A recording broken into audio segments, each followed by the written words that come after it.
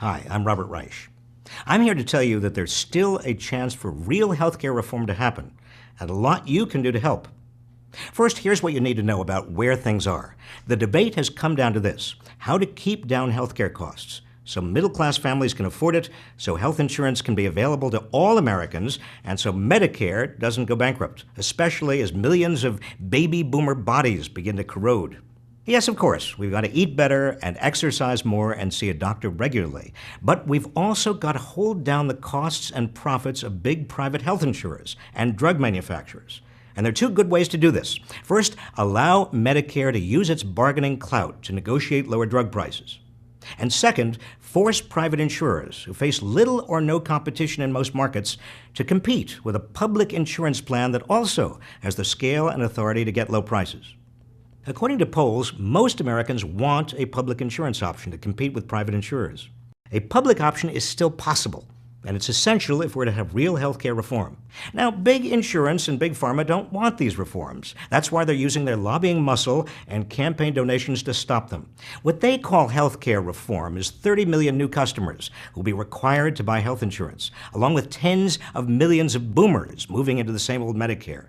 It'll be a bonanza for them. But every dollar of added profits they'll get from the bill that comes out of Congress is a dollar more you will have to pay in higher insurance premiums and higher prices for drugs. What can you do? Don't be fooled into believing it's over.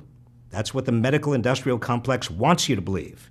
If you make a ruckus, and if you get all of your friends to make a fuss as well, we can win this for ourselves, for our children, for their children. Each one of your elected representatives is keenly aware of how much effort you put into contacting them. So do what you can right now. An email is better than nothing. A phone call is better than an email. A handwritten letter is better than a phone call. A visit to their state or district office is even better.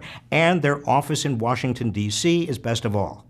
The important thing is to reach out to your elected representatives to tell them how important the public option is. Over the next few weeks, House and Senate leaders will put together bills to be voted on in each chamber and then go to a conference committee. The House will pass a pretty good bill, and the president is on record as supporting the public option. In the Senate, though, it's a different story. Certain senators, although Democrats, stand in the way of real reform. Now is the time to really make a ruckus. Let's call them out. Don't let big pharma and big insurance take away your money. Medicare should be allowed to negotiate lower drug prices on behalf of seniors, and you should have the right to choose a lower-cost public insurance option if you want. Any member of Congress who disagrees is voting for big pharma and big insurance and against you. And if they vote against you on this, remember it, and then vote against them when they're up for re-election.